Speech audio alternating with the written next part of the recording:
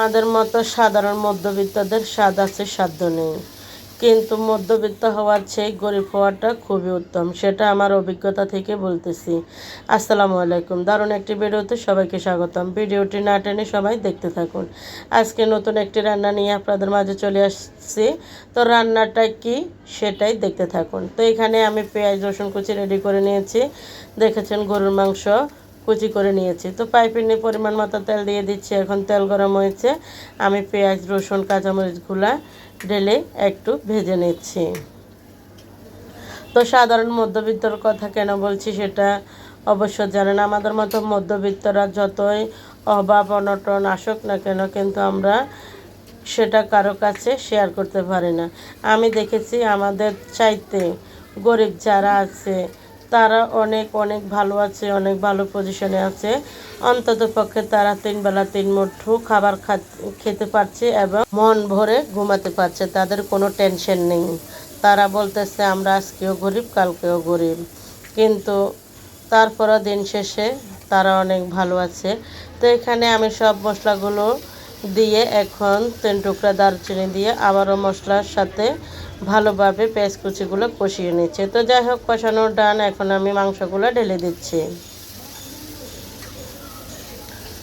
মাংসগুলো দিয়ে আবারও মশলার সাথে ভালোভাবে মিক্স করে নিচ্ছে।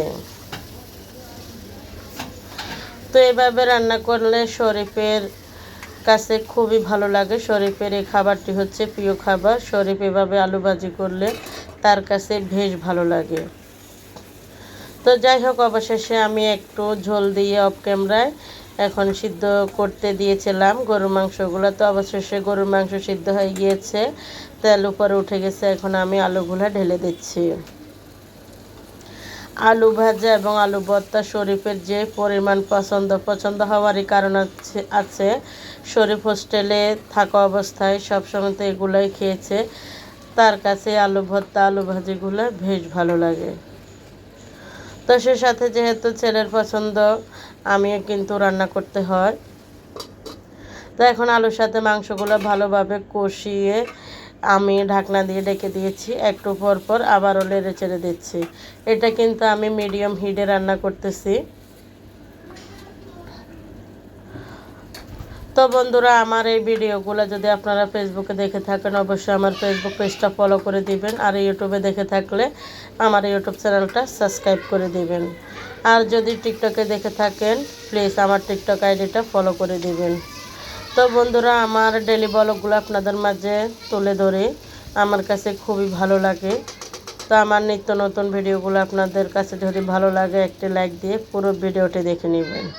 যেখান থেকে দেখেন না কেন, অবশ্যই আমাকে একটু সাপোর্ট করবেন। তো আজ এ পর্যন্ত, সবাই ভালো থাকবেন। আবারও দেখা হবে নেক্সট ভিডিওতে। আসসালামু আলাইকুম।